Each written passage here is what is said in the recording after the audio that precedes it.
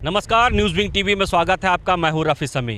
तो जैसा कि ईडी के द्वारा रिमांड में लिए गए हेमंत सोरेन को होटवार जेल से ले आया गया है ईडी कार्यालय। महज आधे घंटे पहले ईडी के अधिकारी दो गाड़ी में साथ में दो सुरक्षा कर्मियों के वाहन के साथ निकले थे, जिसके बाद होटवार जेल से उन्हें सीधे ईडी कार्यालय ले आया गया है और यहीं उनसे पूछताछ होगी।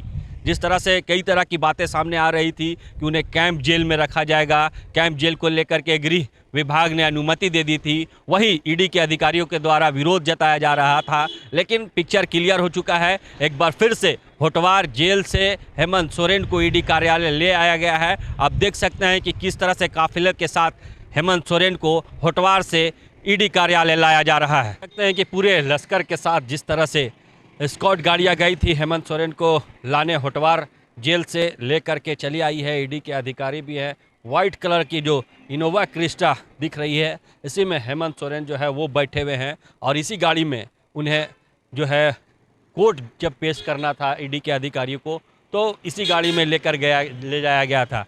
तो कहीं ना कहीं कह सकते हैं कि अब ईडी के अधिकारी हेमंत सोरेन को ईडी कार्यालय में ले करके चली आई है। जिस तरह से ईडी को 5 दिनों के लिए रिमांड की अवधि मिली है, 5 दिनों में वो पूछताछ करेगी हेमंत सोरेन से कि लैंड स्कैम मामले को लेकर के क्या कुछ और बातें हैं, क्या कुछ और खुलासा है, वो देखने वाली बात होगी। तो आज से जो ईडी की अवधि, रिमांड की अवधि शुरू हुई है, उस अवधि के मुताबिक ईडी के अधिकारी इसी ईडी कार्यालय से सीधे जो है होटवार जेल गए, जहां पर हेमंत सोरेन थे। वहां से फिर उन्हें ले करके ईडी के अधिकारी ईडी कार्यालय पहुंच गए हैं।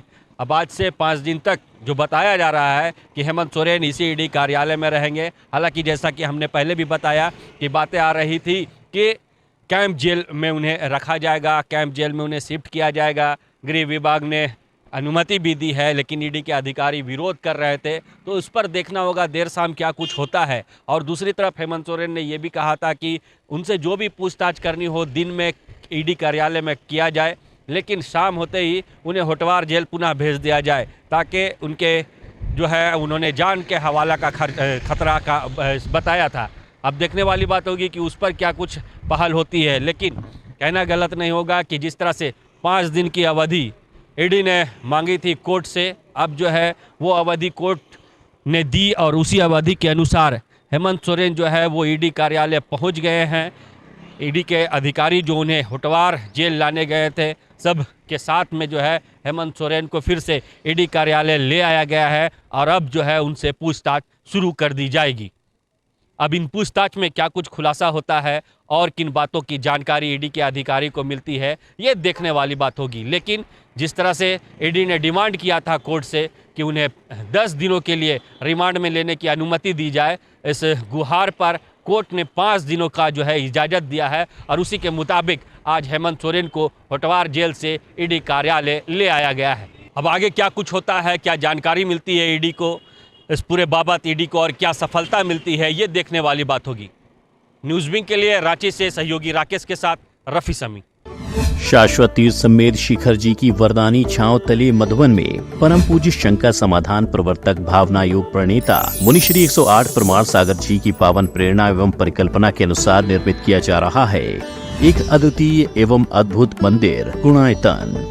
पंचायतन शैली में बने इस कलात्मक मंदिर के अनोखे अनुभव केंद्र में नवीनतम तकनीक 4DX एवं 11D इफेक्ट्स के साथ 270 डिग्री स्क्रीन के माध्यम से कराया जाएगा आत्मा से परमात्मा का दिग्दर्शन। आप भी अपने परिवार एवं इष्ट मित्रों के साथ पधार कर करें इस अद्भुत कार्य योजना का अवलोकन।